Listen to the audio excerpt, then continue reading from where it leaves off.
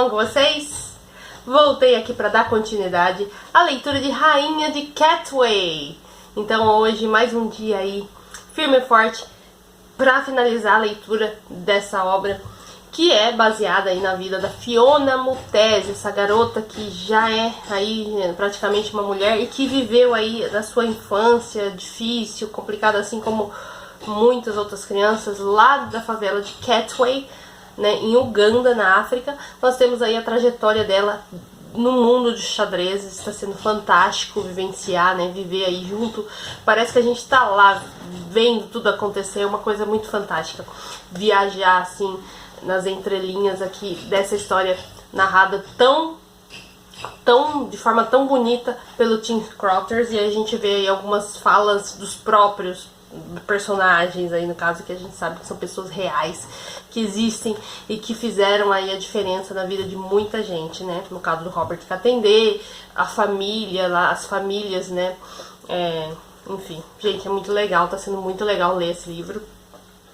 E inspira, né? É inspirador ver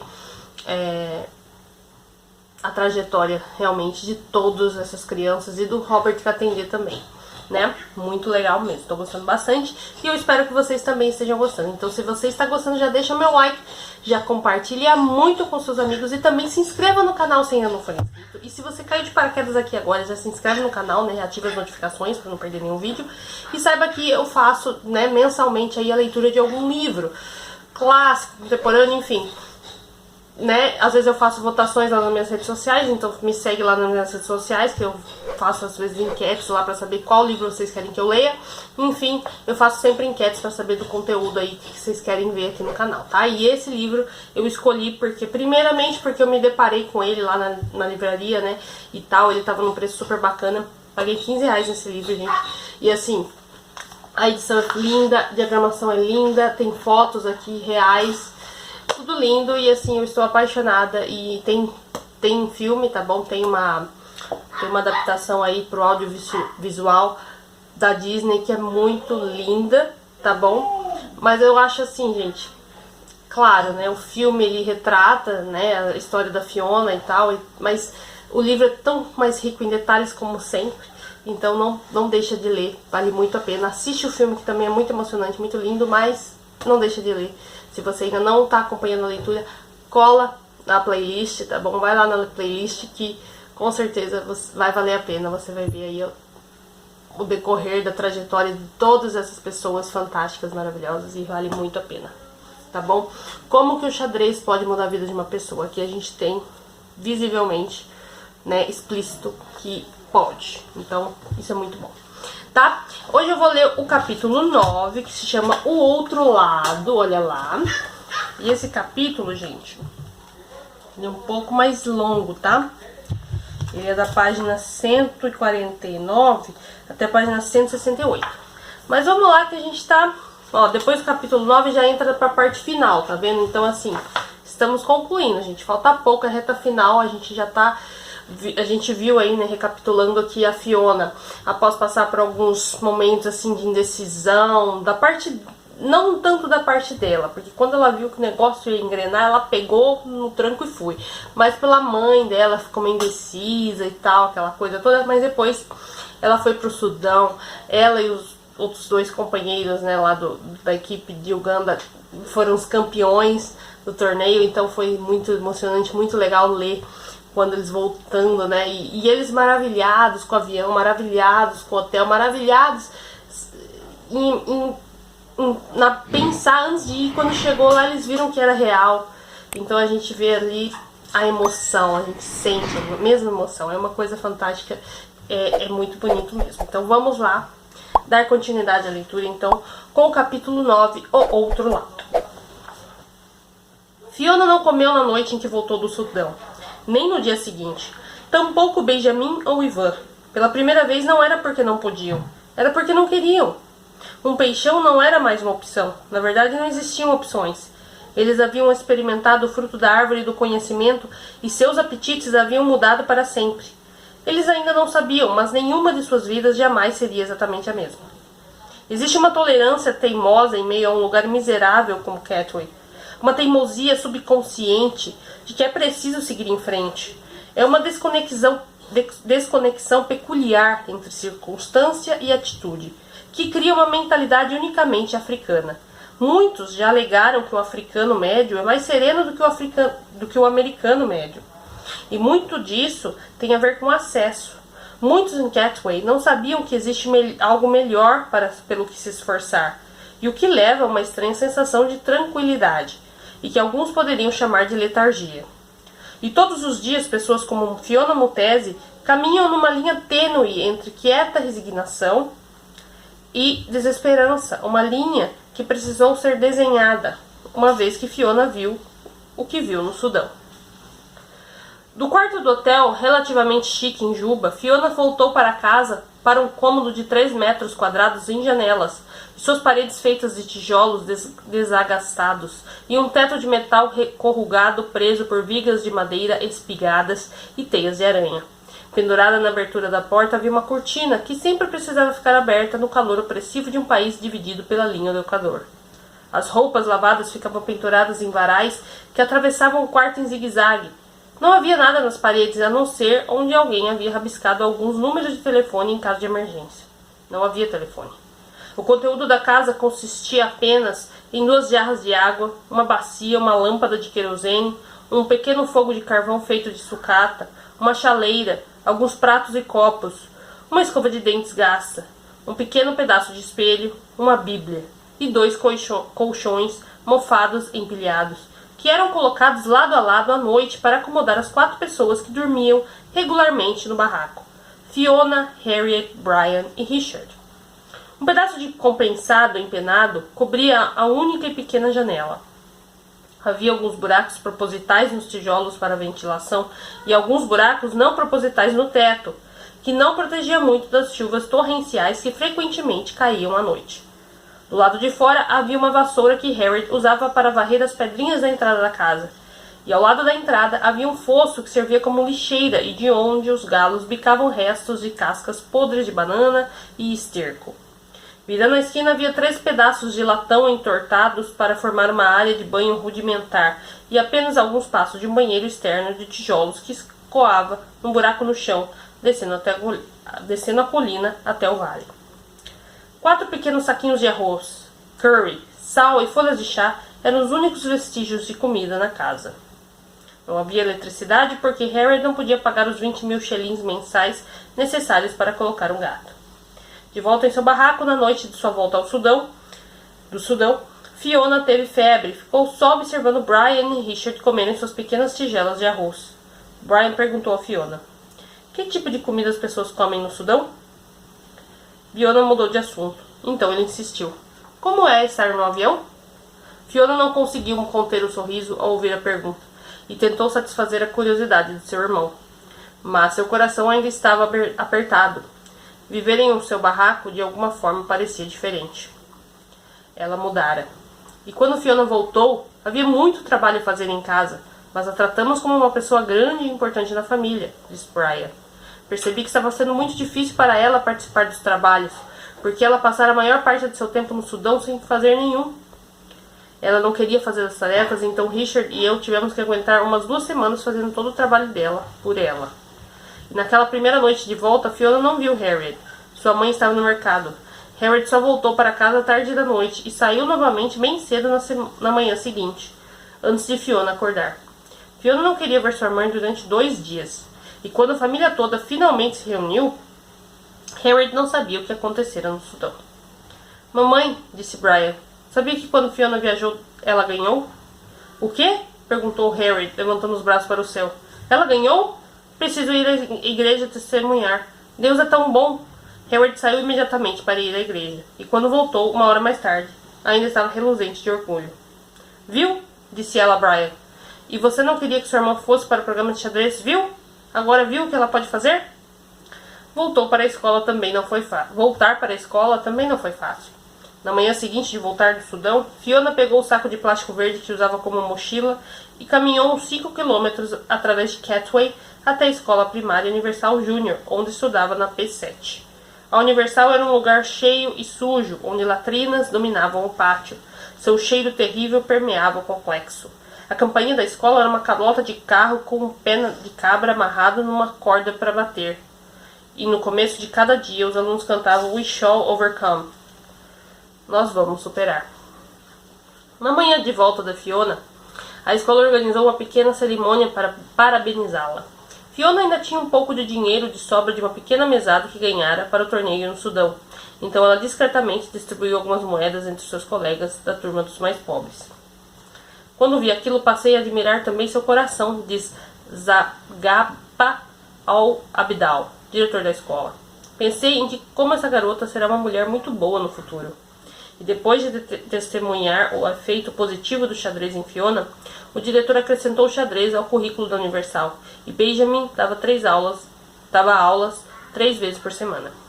Ganhar o torneio no Sudão fez Fiona ficar ainda mais obcecada pelo xadrez. O próximo evento agendado era um torneio nacional em novembro, que incluiria todos os melhores jogadores de Uganda. Fiona implorou a Katende para deixá-la jogar, mas ele recusou, sabendo que era um torneio de qualificação para a Olimpíada de Xadrez. Katende achava que Fiona e seus outros aprendizes não estavam prontos para lidar com aquele nível de competição diante de jogadores muito mais velhos e experientes. Tive medo. Sabia que Fiona não se qualificaria porque sabia quem eram as outras garotas e achei que eram definitivamente mais fortes que ela. Achei que seria perda de tempo e dinheiro. Porém, uma semana antes do torneio começar, Katende recebeu um telefonema de Godfrey Kali, pedindo a ele que Fiona pudesse entrar no local da competição. Gali não via Fiona como uma concorrente séria para se qualificar, mas ele queria ajudá-la a fortalecer os jogadores que se qualificariam. E Katende disse: Eu disse a Fiona, o Sr. Gali insistiu para eu inscrever você, mas estou fazendo isso desde que você vá para treinar. Aquelas moças mais velhas que vão jogar. Elas vão estar competindo para ver quem representa o país, mas para você vai ser um bom treinamento enquanto elas se preparam para o torneio. Gali vendera a Katende a ideia de que seria benéfico para Fiona ser introduzida no torneio antes de tentar se qualificar para uma futura Olimpíada. E Katende estava pensando 2 anos à frente, em 2012. Então Fiona estaria mais confortável na atmosfera de pressão de um evento como aquele. E ele acreditava que o nível dela ao menos chegava perto do da competição. Então Fiona foi a única do projeto de xadrez de Katende que ele inscreveria no evento, enquanto os outros jogadores, como Ivan e Benjamin, ficaram de fora. O treinador sabia que eu teria que jogar contra aquelas moças, disse Fiona, e no começo ele estava decidido a não me deixar ir, mas eu queria muito ir lá e melhorar o meu jogo, então ele deixou. O torneio de qualificação foi realizado ao longo de 3 meses, com um jogo a cada sábado. Havia 10 mulheres competindo no formato contra todos, e os 5 primeiros lugares se qualificariam para a Olimpíada. Katende não foi ver as primeiras fases. Ele enviou Fiona com seu assistente, Paul Mubiru, porque já estava ocupado demais com as outras crianças do projeto aos sábados. E no primeiro sábado de qualificação, Fiona voltou ao alpendre e disse: Treinador, ganhei. Ganhou? Perguntou Katende. Que bom! Katende sabia que havia 6 mulheres na competição que eram claramente superiores e presumiu então que Fiona tivesse jogado contra uma oponente mais fraca. E no sábado seguinte, Fiona voltou ao projeto e contou que havia ganhado novamente. Ainda assim, eu não estava levando a sério, confessa Katende. Dei uma olhada no jogo que ela fizera em sua folha de registro e lhe disse: Foi um bom jogo, você jogou bem, mas eu ainda sabia que ela não conseguiria se qualificar. Em 5 dos 9 jogos para a qualificação, Fiona ganhou 3 vezes, empatou uma e perdeu outra. E àquela altura, Gali ligou para Katende. Robert, estamos todos surpresos, disse Gali, mas parece que a garotinha pode até se qualificar se analisarmos a tendência do torneio daqui para frente. Como? Perguntou Katende. Ela jogou com a maioria dos mais fortes e disputou de igual para igual. Se continuar jogando assim, não há como ela não estar entre as 5 finalistas. Tem certeza? Está falando sério? Ele perguntou se Fiona já sabia, e Gali disse que não. Mais tarde, Katende conversou com Fiona. Sabe que você pode se qualificar para ir para a Rússia? Agora é uma obrigação. Vamos intensificar o seu treinamento e nos certificar de que você vai ganhar todos os jogos que ainda faltam. E se vencer esses jogos, vai se qualificar. Katende revisou todos os jogos que Fiona já jogara no torneio. Ele pediu aos meninos mais fortes do projeto, Benjamin, Ivan e Richard, para jogarem contra Fiona todos os dias. Katende também tentava jogar pelo menos uma vez por dia contra ela. e Katende recebia atualizações por e-mail com as posições toda semana. Faltando 3 jogos, ele calculou que mesmo que perdesse as partidas restantes, Fiona se qualificaria, e Fiona se tornou a primeira a conseguir a qualificação para a Olimpíada. E durante seus últimos jogos, ela até viu algumas das oponentes mais velhas implorarem por um empate, para que também se qualificassem, e Fiona terminou em segundo lugar. Sem saber que a vencedora do torneio também seria considerada campeã nacional em Uganda, Fiona entregou um jogo no final do evento por achar que não tinha muita importância, mas que em vez disso lhe custou o título nacional. A etapa de qualificação para a Olimpíada foi muito apertada, pois todas que participaram eram muito boas e todo mundo queria muito vencer, diz Rita Nuzubuga, que também se qualificou. Admito que fiquei com medo de Fiona. Preferia jogar contra alguém que já conhecia do que contra uma menina, porque você se decepciona quando uma menina ganha de você. E todas as outras participantes também a temiam. Sabiam que aquela ali era uma criança. Sabiam que aquela ali era uma ameaça. Foi excitante, mas em Uganda, muitas coisas tinham acontecido antes. Quando se qualificar para um torneio não dava em nada, diz Katende. Como é em Uganda, não acreditei realmente que Fiona iria à Rússia. Uganda nunca pudera pagar para mandar um time feminino à Olimpíada de Xadrez. E eu disse a ela, se Deus tornar isso possível para você, pode ser que vá. E eu nunca disse a ela que iria. Não achei que iria. Meses se passaram até que Gali informou ao Katende de que a FIDE pagaria para todos os 10 jogadores de Uganda fossem para a Rússia. E quando o Katende transmitiu a notícia ao Sports Outreach, Rodney Sudit começou a arrecadar fundos para Katende ir também, porque Fiona era nova demais para viajar para a Rússia sem ele. E quando aqueles fundos se tornaram uma realidade, Katende agora, um dos poucos da delegação ugandense que podia pagar pela viagem, foi designado capitão do time feminino. No começo de setembro, a Escola Primária Universal Júnior recebeu uma carta da Federação de Xadrez de Uganda pedindo a dispensa de Fiona da escola durante um mês para que ela pudesse jogar na Olimpíada. O diretor da escola fez uma dúzia de cópias da carta e as exibiu uma em cada uma das salas de aula para servir de inspiração. Em seu último dia na escola, antes de ir para a Rússia, a escola decretou seu próprio feriado. Havia 33 alunos da turma de Fiona amontoados numa sala de aula quente. Na parede havia pôsteres da África e dos presidentes de Uganda, além de um mapa mundi. E quando pediram aos alunos para que apontassem no mapa o lugar ao qual Fiona estava indo, apenas um conseguiu identificar a Rússia corretamente. E Fiona estava entre o restante que não conseguiu. No dia antes de o time ugandense partir para a Olimpíada, a Federação de Xadrez do país organizou uma coletiva de imprensa de despedida. Não havia microfones, então os repórteres e jogadores na plateia precisavam se inclinar para a frente em suas cadeiras de plástico para tentar escutar os discursos dos dignatários. Vocês são 10 ugandenses, começou Jasper Aligaweza, secretário-geral do Conselho Nacional de Esportes de Uganda. Mas estão deixando para trás 30 milhões de ugandenses de olho em vocês. O presidente da federação, Joseph Kamu, contou aos participantes como em 1972, Idi Amin enviou o time nacional de boxe para uma competição internacional dizendo: não tentem ganhar com pontos, apenas nocauteiem o adversário e não haverá dúvidas de que quem ganhou. Mas Kamu pareceu contradizer seu próprio discurso de incentivo ao dizer: quando chegarem à Olimpíada, sabemos que não vão ganhar dos russos, mas deem o seu melhor. E no dia seguinte, meia dúzia de crianças do projeto de xadrez, muitas das quais jamais haviam andado num veículo antes, acompanharam Fiona até o aeroporto. Quando a Rita, a filha de 3 anos de idade de Knight, viu Fiona indo embora com os brancos, a assustada criança repetiu uma advertência comum em Uganda quanto fugir com os estranhos. Os Nugunzus pegaram Fiona e vão cortar a cabeça dela. E no ônibus até o aeroporto, Fiona provocou Katende, porque seria a primeira vez dele no avião, então é ela que seria a treinadora para aquela viagem. A mãe de Fiona também a acompanhou até o aeroporto, sua primeira ida até lá. Harry tinha um último conselho para a filha: tome cuidado. O país ao qual está indo não é seu. Se você se comportar bem, vai representar bem o seu país. Se não, terá decepcionado sua nação.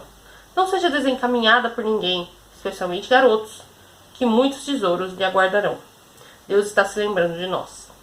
Então, depois de secar suas lágrimas com um trapo, Harriet afagou os ombros de Fiona e disse uma coisa que ela jamais havia lhe dito: se agasalhe. Harriet admitiria mais tarde que acreditava que jamais veria sua filha novamente. Eles voaram durante uma noite e um dia, passando por Nairobi, Quênia e Dubai, nos Emirados Árabes. E não respiraram ar fresco novamente até o vento frio de Kest-Manzinsk, na Rússia. Fiona viajara do único mundo que jamais conhecera até o meio do nada. De um lugar onde passara quase todos os dias da sua vida para um lugar no qual jamais poderia imaginar passar um único dia. Sibéria.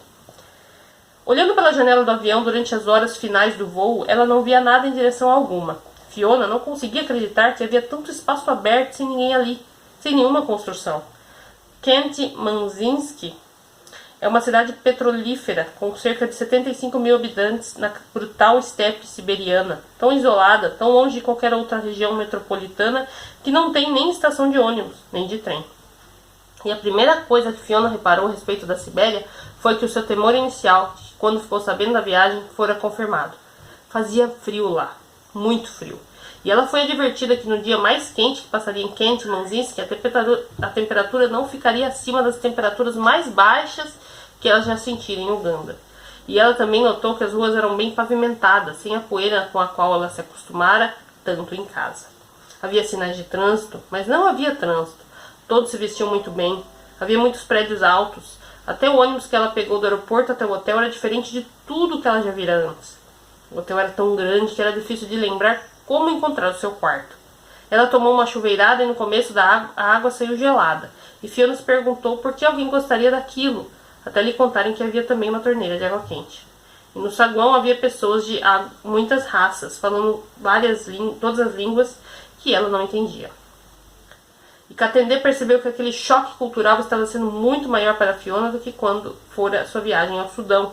E observando sua pupila perambular de olhos arregalados, ele a lembrara sempre de que, por mais que tudo parecesse diferente, quando o torneio começasse, o tabuleiro de xadrez ainda seria igual.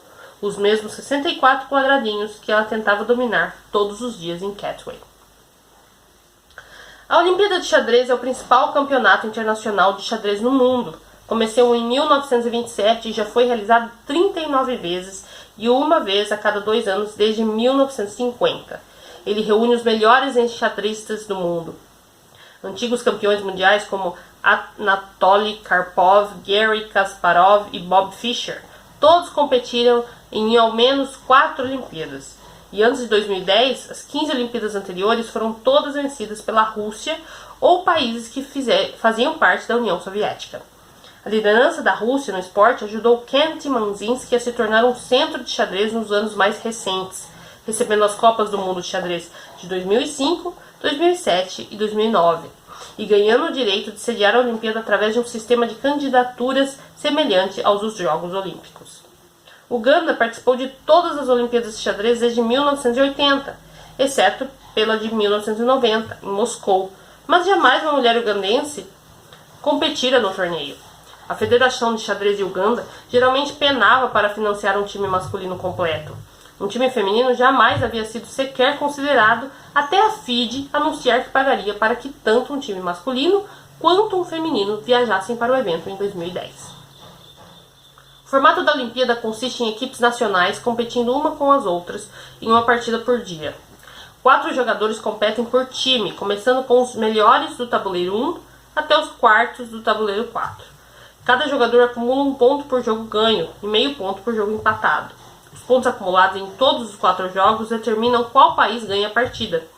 Um jogador de cada time fica de fora cada dia. E durante a maior parte da Olimpíada, Fiona jogaria no tabuleiro 2, porque essa era sua posição no ranking entre as 5 qualificadas para o time de Uganda. As mais velhas do time não sabiam nada sobre a jovem menina. As colegas de equipe de Fiona eram de mundos diferentes. Todas haviam crescido em bairros ricos de Kampala. E todas eram formadas na faculdade, incluindo 3 na Universidade de Makerere, uma das melhores do leste da África. Haviam sido preparadas para terem carreiras, e nenhuma jamais havia ido a Catway. Rita Nuzubuga, 25 anos, aprendeu a jogar quando criança com seu pai, que jogara contra alguns dos jogadores de elite de Uganda, como o Dr. George Zirimbuzi e Joaquim Okoth. Ela venceu seu primeiro torneio de xadrez na escola primária, ganhando como prêmio um pequeno tabuleiro magnético, e ficou apaixonada pelo jogo. O pai de Rita colocava uma nota de 20 mil shillings ao lado do tabuleiro da família e dizia à sua filha que se ela ganhasse dele, o dinheiro seria seu. E quando Rita ganhou um torneio, seu pai a recompensou levando-a num cruzeiro. Rita finalmente começou a treinar com Ziro em Buzi e se tornou a primeira garota a entrar no clube de xadrez dele, no Lago Kings, o que a ajudou a se qualificar para a Olimpíada de 2008, na Alemanha, mas não havia fundos para enviar um time feminino. Joan Butindo, 27, começou a jogar xadrez depois de passar diversas noites vendo a sua mãe e seu pai jogando partidas que às vezes se estendiam por 3 ou 4 dias, e Joan frequentemente se via compelida a mover uma ou duas peças das posições em que eram deixadas durante a noite, o que denunciou seu interesse no jogo ao pai de Joan. Ele lhe deu aulas e os dois jogavam juntos regularmente, e aos 11 anos de idade, Joan já era a melhor de sua família, dizendo a todos aos seus irmãos que ela não tinha mais interesse em jogos de se sujar, apenas xadrez. E aos 23 anos, Joan se tornara campeã nacional de Uganda. Ivy Claire Amoko, 24, aprendeu xadrez com seu irmão de criação quando ela tinha 11 anos, mas no começo o achava chato. Ivy só voltou a jogar aos 14, durante uma competição no colégio interno, onde perdeu sua primeira partida e imediatamente desistiu. Ela só voltaria ao xadrez em 2007, quando aos 19 anos de idade foi convidada para participar de uma competição interna na universidade. Ivy ficou chocada ao ganhar o primeiro jogo e permaneceu no esporte desde então, vendo o xadrez como uma distração bem-vinda de seu trabalho como estudante de direito. Ela se lembra bem de participar de um torneio no qual perdeu para Joan Butindo, então campeã nacional, e de ouvir mais tarde que Joan dissera que ela era uma jogadora fraca. E Ivy se dedicou a praticar, ganhando de Joan mais tarde e tornando-se campeã nacional em 2010, ficando à frente de Fiona no evento de qualificação. Grace Kijene, 24, aprendeu o jogo com uma amiga durante as férias escolares quando tinha 13 anos. Ela jogou em alguns torneios durante o ensino médio, mas não se dedicou ao esporte até se juntar a Rita num clube da Universidade Makerere e depois ao Mulago Kings. Quando perguntaram às mais velhas a respeito de Fiona, antes de a Olimpíada começar, todas concordaram de que ela tinha um incrível potencial, mas que às vezes não parecia dedicada o suficiente ao jogo, quando reagiria a uma derrota, dando de ombros desdenhosamente. Não conheço sua história, nem sei como ela começou a jogar, diz Grace. Não sei se ela queria jogar ou se a fizeram jogar. É isso que é a diferença entre a gente. Se eu não quisesse jogar, não jogaria. Ninguém vai me forçar. Realmente vejo essa diferença nela. Talvez ela sinta que o xadrez pode salvá-la. Eu, quando estou perto dela, ela é como qualquer outra criança, um pouco despreocupada. Sinto que a sua paixão está bastante enterrada. Ela sabe como o xadrez pode ser importante para ela, mas não gosta de demonstrar. A atitude de Fiona demonstra para a gente é de que não liga muito, acrescenta Ivy. É como se ela tivesse uma muralha através da qual estivesse sempre tentando se esconder, para que ninguém saiba o que está pensando ou sentindo. É uma pessoa durona e provavelmente acha que se abrir vai fazê-la parecer fraca. Então ela bloqueia emoções que provavelmente a ajudariam. Só queria que ela mostrasse o que se importa. Fiona admite que não se abre com seus colegas de equipe com muita frequência. Isso é produto de Catway, e elas não entenderiam. E de fato, é uma grande verdade que ninguém vê dentro de mim, concorda Fiona. Às vezes, quando eu perco, até consigo sorrir e fazer uma cara feliz. Mas por dentro estou sofrendo muito, porque nunca quero perder. Se você olhar para mim, é muito difícil saber que estou passando por dificuldades, a não ser que eu te conte. Faz parte da vida nas favelas. Em casa podemos não ter muito, mas mantemos o orgulho, porque temos medo de sermos maltratados por mostrar como nós nos sentimos. E foi assim que a nossa mãe criou a gente. Durante as horas difíceis, guardamos segredos e não demonstramos. Engolimos a dor. Fiona chorou, soluçou incontrolavelmente, depois do seu segundo jogo na Olimpíada de Xadrez de 2010. Uma partida contra uma menina de Taiwan que ela sabia que poderia ter vencido, Fiona Montese estava inconsolável. Fiona nem lembrava da última vez que tinha chorado, mas não conseguiu se controlar. E de certa forma ela sentiu que era seguro chorar na Sibéria tão longe de casa, então afundou a cabeça no travesseiro e berrou. Deixou tudo vir à tona. Seus colegas Rita, Grace, Eve e Joan tentaram consolá-la, e Katendê tentou confortá-la, mas as lágrimas de Fiona continuavam vindo a noite toda, como se porque estava num lugar no qual podia chorar, ia compensar toda a tristeza a qual nunca pudera se entregar em Catway. E quando Fiona chegou à Olimpíada, talvez tenha achado que as coisas que estava fazendo para vencer em Uganda seriam as mesmas para ganhar jogos lá, sugere Rita. Mas não era o caso. Então talvez ela tenha ficado um pouco desapontada. Ela cometeu um erro para perder aquele segundo jogo, mas tentamos não dizer nada que a insultasse, tentamos encorajá-la. Quando ela perdeu aquele jogo, foi meio que um choque para nós, porque sabíamos que ela era boa o bastante para ganhar, diz Grace. O ambiente foi difícil para ela era tão jovem. O tabuleiro no qual ela estava jogando era bastante alto. Estávamos todas comentando como podem colocar uma menina tão pequena num tabuleiro desse. Todo mundo estava com medo e intimidada porque nunca tínhamos passado por aquele nível de competição. Como todas nós, tenho certeza que Fiona analisou aquela partida e algumas das jogadas fracas que havia feito e pensou, ai meu Deus, o que eu estava pensando? Katende resolveu que, para aliviar um pouco a tensão de Fiona, ele a deixaria de fora da partida do dia seguinte contra o Japão. E Fiona ficou assistindo porque, enquanto a sua equipe conseguia sua primeira vitória ao ganhar um jogo e empatar outros 3. Katende acreditava que se tivesse deixado Fiona jogar, ela provavelmente teria ganhado, e o que deixou ainda mais em conflito quanto a colocar Fiona na partida seguinte contra o Brasil, um oponente mais forte. Katende deixou Fiona mais uma vez de fora, achando que ela ainda não se estabilizara, e esperou para fazê-la voltar a jogar contra um oponente mais fraco. Xadrez, xadrez, xadrez. Mesmo que Fiona não jogasse, ela não escapava. Depois de um longo dia de xadrez na Olimpíada, os participantes voltaram ao hotel e falaram sobre xadrez. Se não estavam falando de xadrez, estavam jogando, e se havia um notebook aberto, provavelmente havia um tabuleiro de xadrez na tela. Mesmo quando não estavam jogando, Fiona era devorada pelo xadrez, interrompida apenas por visitas ao restaurante do hotel, onde comia 3 refeições por dia num buffet. Nas primeiras refeições, Fiona passou mal de tanto comer. Até durante o jantar, jogadas eram repetidas com saleiros e pimenteiros. O xadrez não é um esporte para espectadores, a não ser por colegas de equipe e treinadores. Apenas alguns poucos familiares e, ocasionalmente, repórteres assistiam às partidas da Olimpíada. E durante os jogos, não é incomum se passarem 20 minutos sem uma única jogada.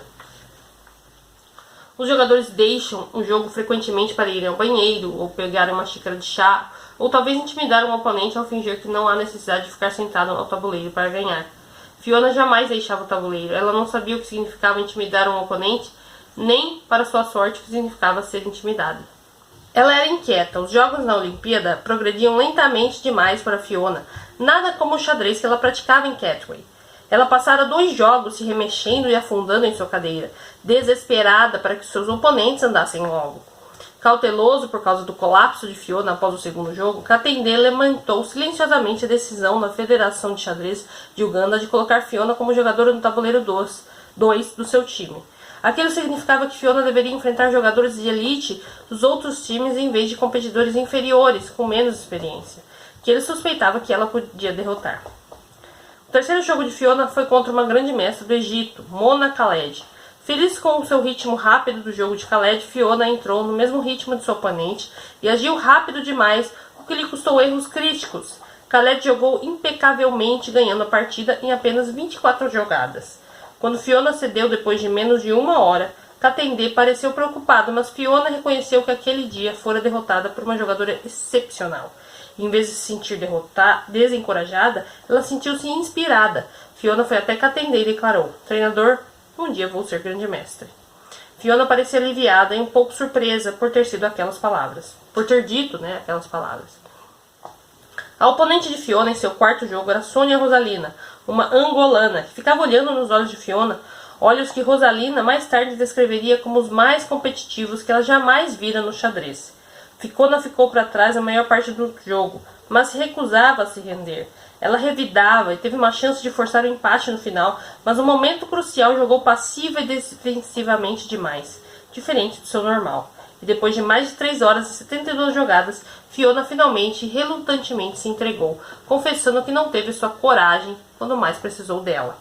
E ela prometeu a si mesma que nunca mais deixaria aquilo acontecer. E no 9º dia do torneio, 30 de setembro de 2010, amanheceu frio e sombrio, como todos os outros dias durante a Olimpíada.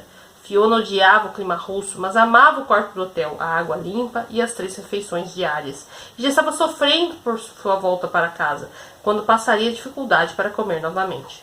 Fiona se sentou diante do tabuleiro para o seu quinto jogo, usando um chapéu de tricô branco, um casaco preto e botas de lã bege, vários números acima do dela, todos presentes em Muzungu. Seu oponente era da Etiópia, Haregewen Abera, que, como Fiona, era uma adolescente africana novata na Olimpíada. Pela primeira vez no torneio, Fiona viu do outro lado da mesa alguém com quem podia se identificar. Ela viu a si mesma. Pela primeira vez no torneio, Fiona viu do outro lado da mesa alguém com quem podia se identificar. Ela viu a si mesma. Pela primeira vez no torneio, não se sentiu nem um pouco intimidada. Fiona jogou com as pretas, a segunda a jogar.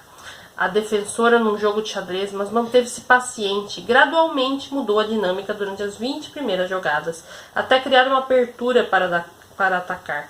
E de repente Fiona sentiu como se estivesse de volta ao alpendre de Catway, fazendo a Bera recuar suas peças, até não haver mais lugar para se locomover. E quando a Bera estendeu sua mão em sinal de derrota, Fiona tentou conter seu sorriso com dentes separados, mas não conseguiu. Então Fiona saiu pulando do salão, jogou a cabeça para trás e soltou um gritinho de alegria em meio ao ar gelado do céu siberiano, tão alto que até assustou outros jogadores no interior da arena. Foi um grito que Fiona jamais dera antes. O grito de uma menina de 14 anos que não podia comprar seu próprio tabuleiro de xadrez, vencendo uma das melhores jogadoras do planeta e não tendo experiência em segurar tal espécie de alegria. O grito de uma menina desprezada, vinda de um mundo desprezado, finalmente se fazendo ouvir. Ela só tem 14 anos? Perguntou Rashida Corbin, incrédula. É a primeira Olimpíada dela? Uma menina de 14 anos sem treinamento formal, jogando com tanta confiança no tabuleiro 2 da Olimpíada? É fantástico. Eu tiro meu chapéu. Isso significa muito. Corbin, a campeã nacional de 24 anos de Barbados, jamais jogara contra alguém como Fiona.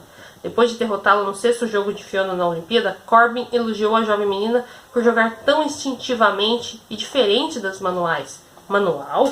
Fiona jamais havia aberto um manual de xadrez. Ela não sabia o que seria jogar igual a um. E de volta ao hotel, após a partida, Corbin procurou Fiona e as duas revisaram juntas o seu jogo, jogada por jogada, dissecando os 2 pequenos erros que custaram o jogo a Fiona. Corbin explicou algumas táticas que ela usava que Fiona nunca tinha visto antes. Fiona tem um potencial fenomenal para uma menina de 14 anos, disse Corbin. Estou ansiosa para vê-la daqui a alguns anos. Ela parecia estar sendo bem dura consigo mesma por causa desse jogo. Você vê isso nos olhos do jogador. Dá para ver como ela é competitiva. Ela parece ter realmente um coração de campeã. No ônibus que ia do hotel à arena dos jogos, antes da 7ª e última partida de Fiona na Olimpíada de xadrez, Katendê olhou para a neblina siberiana pela janela e disse: Ninguém aqui sabe de onde essa menina veio. Deus ter pegado essa menina das favelas de Catway e trazido até aqui é inacreditável. Fiona estava do outro lado do corredor, perdida em seus próprios pensamentos, porém mais resoluta, de certa forma mais velha do que parecera antes das outras 6 partidas. E a última partida de Uganda na Olimpíada seria contra Moçambique. Como Ivy fora deixada de fora do jogo final, Fiona foi promovida no tabuleiro 1 pela primeira vez no torneio, e ela foi colocada diante de Vânia Fausto da T. Villette, 25 anos, campeã de Moçambique, competindo em sua 2ª Olimpíada.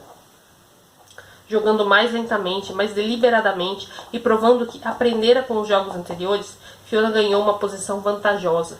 A garota, que no primeiro dia não entendia nada de aberturas padrão de xadrez, claramente havia aprendido algumas das nuances de uma abertura sólida ao chegar em sua última partida, e Fiona manteve sua vantagem durante o meio-jogo, até seu oponente subitamente lhe oferecer um empate, basicamente na esperança de não passar vexame num jogo que parecia ser uma causa perdida. A reação inicial de Fiona foi continuar jogando, tentando terminar com o jogo do oponente, mas Katendê se aproximou do seu ouvido e sussurrou que, como Uganda já tinha ganhado 2 jogos e empatado os outros 2, assim garantindo a vitória independentemente da partida contra Moçambique, aceitar o empate seria a etiqueta apropriada. E depois do jogo, Katendê afagou a cabeça de Fiona festivamente, como faz sempre, e brincou. Não vai achar que agora é a tabuleiro 1.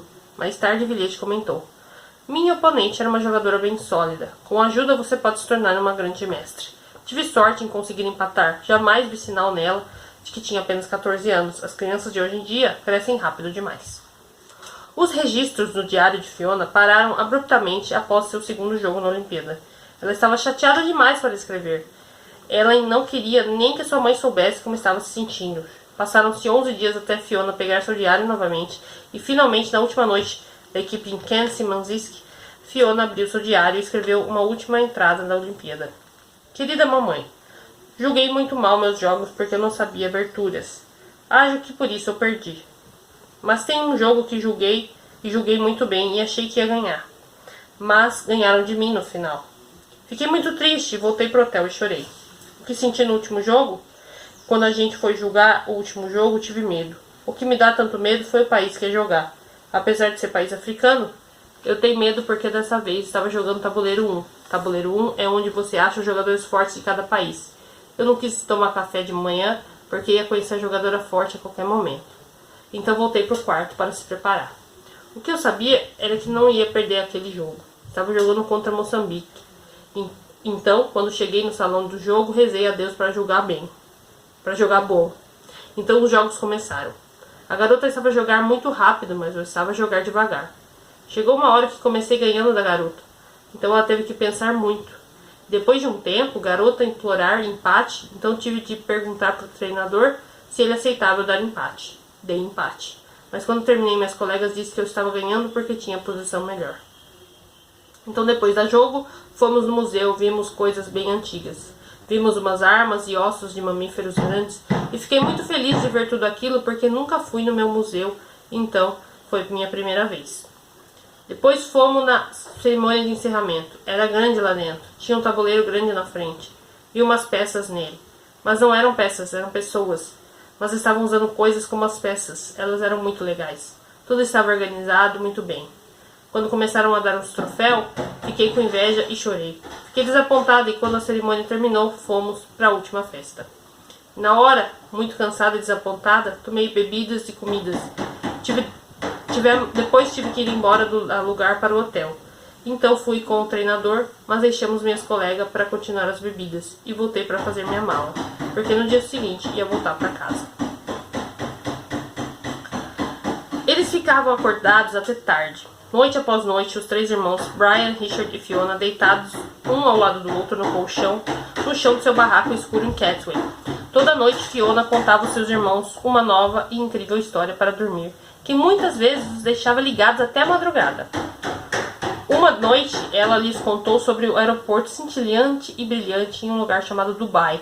E como você, se tivesse algum dinheiro, podia comprar alguma dessas coisas que imaginasse, sem sair do terminal, incluindo um lindo carro azul que alguém, por algum motivo, não tinha teto.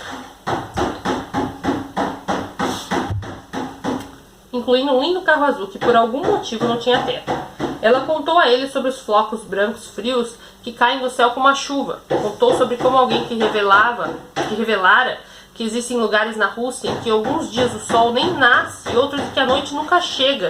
Contou sobre o gosto estranho de batatas irlandesas e sobre as pessoas que usam arames nos dentes para deixá-los retos. Contou sobre conhecer Garry Kasparov, campeão mundial, e como ele quis saber o nome dela. Contou que no dia que o Ganda passeou pela cidade e as pessoas os pararam pedindo para tirar uma foto. Por que essas pessoas queriam tirar fotos de vocês? Perguntou Brian. Por causa da nossa cor, revelou Fiona. Então Brian perguntou, então essas pessoas na Rússia, elas nunca viram jogadores de futebol negros? Isso quer dizer que não existem negros do outro lado do mundo? Essas pessoas acham que para a gente ficar dessa cor a gente se pinta, respondeu Fiona. Acham que a gente é parecido com eles, mas acordamos de manhã e nos pintamos antes de ir para casa.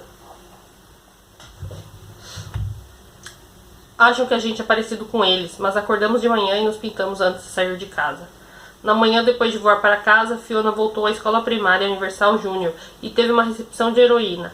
O diretor planejara contratar um carro para levá-la de casa até a escola, mas devido à falta de fundos, eles só puderam pagar os últimos 500 metros do posto de gasolina da esquina. Alunos e professores enchiam a estrada de terra que levava à escola. Fiona chegou e ouviu os outros alunos cantando seu nome. Fiona, Fiona, segurando pôsteres feitos à mão, e um deles dizendo, vida longa ao Uganda, vida longa ao Universal Júnior, vida longa a Fiona Mutesi, por Deus e o nosso país. Fiona disse algumas palavras e distribuiu entre seus amigos alguns doces que ela comprara no aeroporto no dia anterior, com uma mesada que todos os jogadores receberam na Olimpíada. Ela usaria a maior parte daquela bolsa para pagar as dívidas de sua mãe, incluindo aluguéis atrasados e o dinheiro que Harriet devia a fornecedores no mercado Kipuye. Fiona usou um pouco do que sobrou para comprar extensões de cabelo, um luxo adolescente do qual ela nunca ouvira falar até visitar a Rússia. Mais uma vez, Fiona se sentiu profundamente afetada por seus dias longe de Catway. Claro que a maneira como penso mudou muito, admite Fiona. O tempo todo eu só conhecia a África. E quando fui para a Rússia, minha mente se expandiu. Percebi que outro lugar era melhor que o nosso. E notei como eles se comportavam, o que comiam, o tipo de vida que tinham. E são totalmente diferentes de nós aqui. Na verdade, isso me motiva. Porque se estou nesse tipo de vida e vejo outra pessoa em situação melhor, então sinto que talvez, se eu der duro também, posso ter o que os outros estão tendo, uma vida melhor. Fiona aprendeu a compreender sozinha as lições que um dia Katendê precisou lhe explicar. Nunca vou me esquecer como perdi os primeiros jogos da Olimpíada, continua Fiona. Não vou esquecer porque em alguns joguei mal e cometi erros terríveis. Aprendi com aquilo. O jeito como joguei as primeiras partidas não é como joguei as partidas no final. Aprendi algumas aberturas e até finais, e agora posso jogá-los muito melhor. A Olimpíada foi um grande desafio. Ela me deu muita força para trabalhar duro e praticar, para na próxima Olimpíada, se eu for, poder ganhar os jogos que perdi. E então um dia virar grande mestre. Quando lhe perguntam quanto tempo pode demorar para se tornar grande mestre, ela fica confusa. Aquele tipo de pergunta sobre um tempo específico não faz sentido para uma garota de Catway, que nunca planeja além do final do dia. Qualquer objetivo está logo ali. E finalmente Fiona respondeu. Como posso saber quando o que vai ser, vai ser? Aqui a gente termina então o capítulo 9, né? Que é o capítulo O Outro Lado. Aqui a gente vê a trajetória aí da Fiona na primeira Olimpíada de Xadrez, né? Que foi na Rússia, lá na Sibéria. Gente, que legal, né? Ver essa evolução da Fiona. A gente vê que ela perdeu, que ela ficou no começo bem chateada, mas depois você vê que ela amadureceu, que ela falou, não, faz parte disso aí, não tem problema, entendeu? Bora lá, vamos seguir em frente, que eu vou melhorar e eu vou ainda ser grande mestre. Então, tipo, ela vê que, né, foi necessário ela passar por essa frustração de perder, mas que ao mesmo tempo foi importante pro amadurecimento dela. Então, a gente, é muito legal ver isso, né? O que vocês acham? O que vocês estão achando dessa história? Estou apaixonada pela Fiona, gente. Quero conhecê-la pessoalmente já. Tô aqui, ó. Né? Felizmente não temos condições para isso e nem, né, agora por conta da pandemia não pode, né? Mas, enfim, quem sabe daqui a uns anos, né? Quem sabe, né? O que o futuro nos reserva. Com certeza, essa é uma grande mulher. E o Robert Katendê também, gente. Pelo amor de Deus, ele é o cara, velho. E também todas as pessoas que estão em volta ali da Fiona, porque ele não foi o único, né, que foi importante ali pra Fiona e pra todas as outras crianças. Fantástico, fantástica essa história, gente. Saber que é real, então, torna tudo mais fascinante ainda. Eu espero que vocês estejam gostando e não esquece do meu like, tá bom? Eu volto a qualquer momento com a continuação. Estamos na reta final de Rainha de Catway, então eu conto com você, tá bom? Beijinhos e até o próximo vídeo.